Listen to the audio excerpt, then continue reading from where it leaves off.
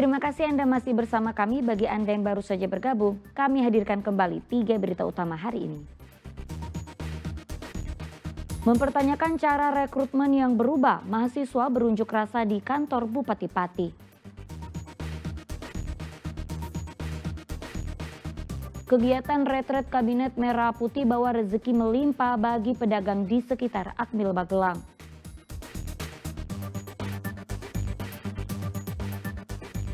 Hasil panen Palawijaya melimpah saat musim kemarau. Warga lereng Gunung Merapi gelar tradisi kenduri Palawijaya.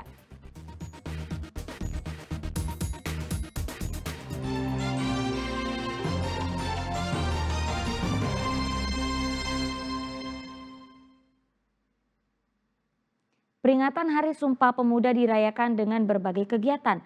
Di Jepara ada lomba gerak jalan hingga kegiatan olahraga masyarakat. Lalu di Kota Semarang, ratusan pelajar upacara bendera dengan mengenakan seragam Nusantara.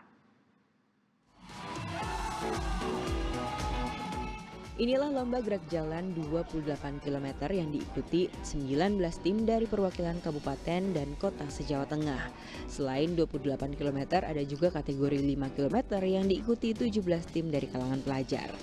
Kegiatan gerak jalan di Pantai Bandengan, Jepara pada hari Minggu ini sebagai peringatan Hari Sumpah Pemuda. Tak sedikit para peserta gerak jalan yang sujud syukur saat sampai di garis finish usai menempuh perjalanan jauh di tengah cuaca yang cukup panas. Gelurakan semangat jiwa Sumpah Pemuda melalui olahraga. Di olahraga ini di samping untuk meningkatkan kebugaran, kemudian juga untuk menguatkan jasmani dari anak-anak muda kita untuk gemar olahraga. Sehari sebelumnya, panitia menggelar senam yoga bersama di Pantai Tirta Samudra Bandengan dengan tema Jateng Bugar 2024. Dihadiri bintang tamu spesial Donna Agnesia, para peserta sangat antusias mengikuti senam yoga di pinggir pantai. Acara dilanjutkan Ponfit dan Sumba Party di lapangan Bandengan bersama Denada serta Rima Melati. Semangat para peserta menggambarkan semangat Hari Sumpah Pemuda. Pemilihan lokasi kegiatan di area pantai bertujuan untuk mengenalkan daerah wisata Jepara. Karena Jepara ini potensinya luar biasa sekali terkait dengan wisata. Jadi nggak kalah dengan pulau-pulau lain. Datang ke Jepara, termasuk warga Jawa yang luar biasa. Ayo datang ke Jepara, nikmati wisata pantainya. Di Kota Semarang, peringatan Hari Sumpah Pemuda digelar dengan upacara bendera mengenakan pakaian adat Nusantara. 312 siswa Sekolah Dasar Negeri Tambangan 2 Semarang berbaris rapi di lapangan sekolah. Pemilihan pakaian adat Nusantara untuk menanamkan rasa persatuan dan cinta tanah air. Untuk menanamkan betul-betul rasa persatuan dengan mengingat perjuangan para pahlawan yang telah gugur mendahului kita di zaman dulu. Sesuai dengan isi Sumpah Pemuda, diharapkan peringatan ini bisa menimbulkan jiwa bangga akan bangsa dan bahasa Indonesia. Arif Nur dan Ali Muftagiri melaporkan dari Jepara dan Kota Semarang. Meski Hari Santri Nasional sudah lewat, ribuan santri di Boyolali dan Kota Semarang tetap merayakannya dengan kegiatan Jalan Sehat.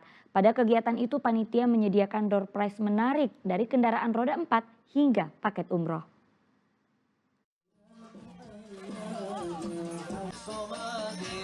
Ribuan santri di Kecamatan Banyudono Boyolali berkumpul di alun-alun Pengging pada Minggu pagi.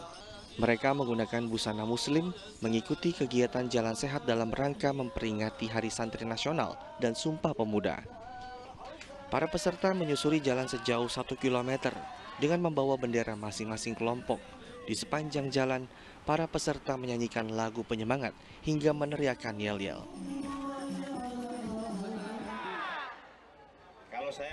Kegiatan yang sama juga digelar di kawasan lapangan Simpang 5 Kota Semarang.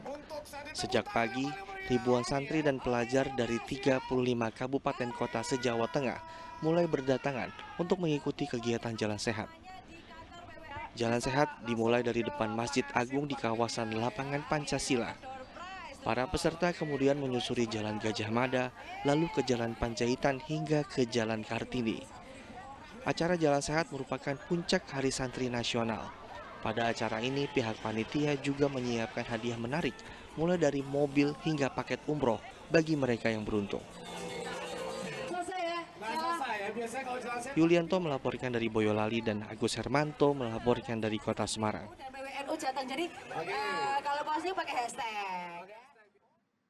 Ya, anggota pramuka di Kabupaten Tegal mengikuti pelatihan bantuan hidup dasar. Pelatihan itu untuk memberi pengetahuan tentang pertolongan pertama pada korban kecelakaan dan bencana alam secara tepat.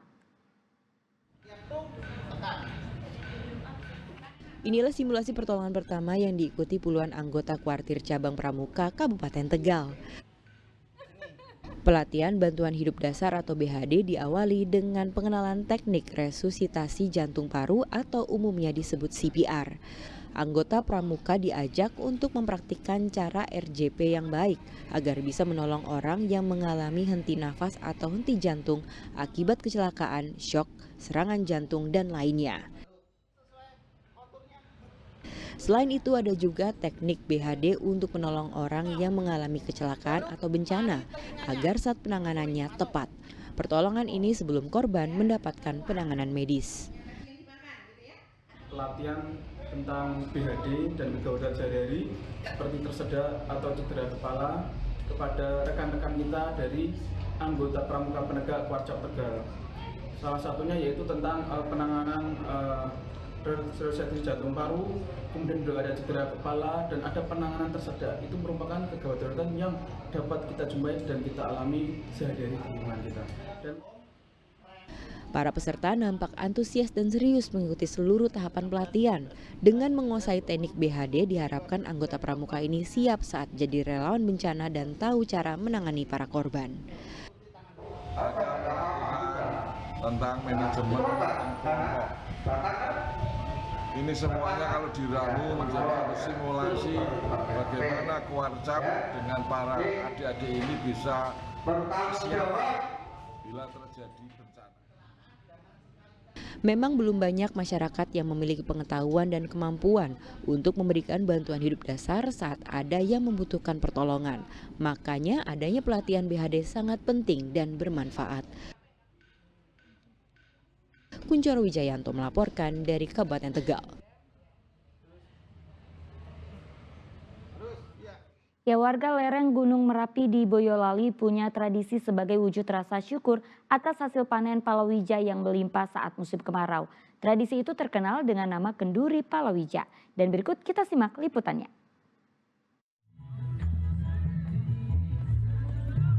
Pagi buta baru saja berlalu. Puluhan orang di Dukuh Dangean Desa Gedangan Cepogo Boyolali bersiap dengan ornamen unik dari bambu. Sekejap kemudian muncul beberapa orang membawa hasil panen palawija yang ditaruh di atas tampa beralaskan daun pisang. Semua tampak rapi dengan pakaian Jawa. Mereka berkeliling kampung menuju ke desa wisata di kampung ini. Setelah sampai di lokasi, warga dan pengunjung menggelar doa bersama yang dipimpin oleh tokoh adat setempat. Setelah didoakan, panen palawija seperti jagung, singkong, kacang-kacangan, serta umbi-umbian dibagikan kepada wisatawan. Wisatawan pun tampak senang mendapatkan kudapan yang saat ini jarang ditemui di kota besar. Kebudayaan yang masih sakral, diuri-uri budaya Jawinya. Apalagi palawija, Bu? Ya, apalagi ada palawija, kalau dulu udah ada palawijanya. Nah, ini termasuk ide yang bagus juga. Untuk kebudayaannya termasuk maju lah. Di saat udah kekeringan sudah, ini masih ada. Berarti masih diuri-uri gitu loh. Prosesi ini dikemas dalam tradisi kenduri palawija yang rutin digelar oleh masyarakat lereng Gunung Merapi sebagai wujud rasa syukur atas melimpahnya hasil panen palawija di wilayah ini. Suatu pengeringatan untuk mengenang waktu dulu itu saat-saat kemarau panjang itu dikala lain daerah itu kekurangan makanan dan di Bumi Dangean itu tumbuh makanan-makanan palawija seperti uwi, gemili, tales, endek, puhung, dan lain-lainnya. Dan itu bisa sebagai makanan pengganti makanan pokok. Lewat tradisi kenduri palawija, diharapkan masyarakat yang hidup di era modern dapat mengenal makanan tradisional yang menyehatkan. Yulianto melaporkan dari Boyolali.